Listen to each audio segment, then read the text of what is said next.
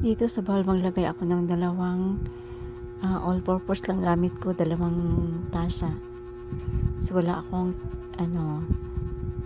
first class or third class.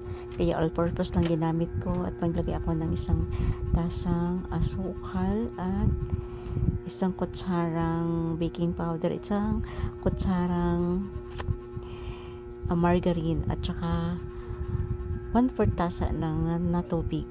Ito halo-haloin kasi gawin nating dough. Gawa ako ng dough para sa yung recipe ko na ming pie. Ay, kasi nang pumunta ako sa yung isip ko, gawa ako ng pineapple pie. Kaso pagdating ko sa palengke, ang nakita ko mangga binili ko. Kaya mango pie na lang ang gawin ko. Ito na ang dough.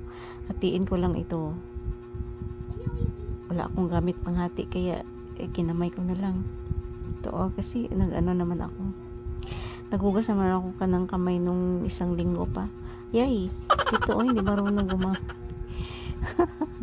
Paano ba gumamit ng rolling pin? Hindi kasi ako marunong pero ito dumikit. But tsagaan na lang.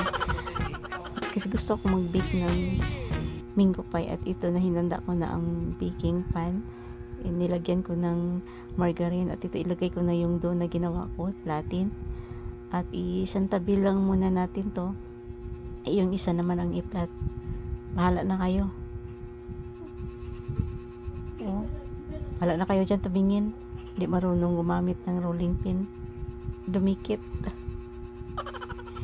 Hirap pala maging baker.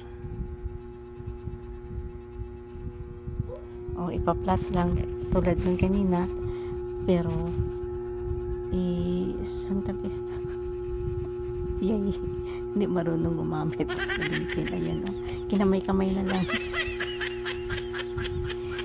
Sige pa, diin pa. Ayan, dumikit.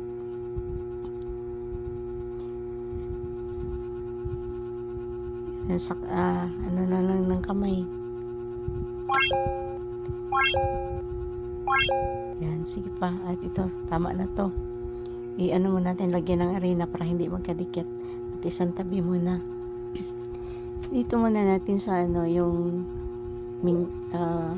mango pie.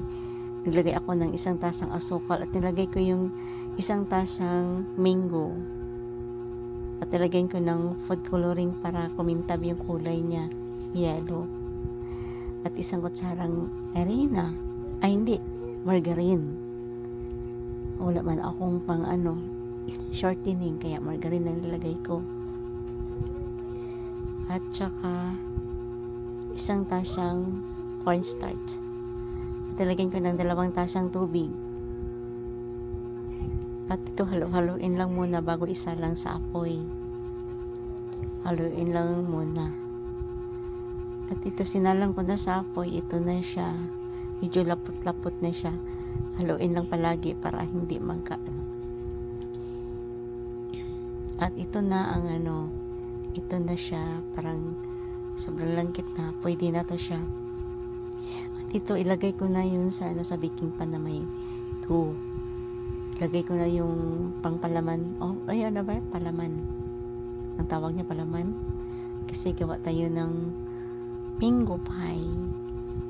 Kadalasan pineapple pie pero mango yung nabili ko kaya gawa na lang ng mango pie. Ito ipaplat lang yung mango pie para magpantay siya. At pagkatapos nito maplat, ilagay na yun sa ibabaw yung isa pang dough. Ayan, idiin lang konti. Ngayon wala naman akong oven, kaya dito na sa kawali iluto. Nagpainit ako ng kawali at dito ilagay ko yung baking pan at takpan. Kahit walang oven, makagawa tayo. At ito na ang finished product ko, 'di ba? May na kami, may mango pie. Magkasing lang sa ang lasa niya, maganda, masarap. Mango pie.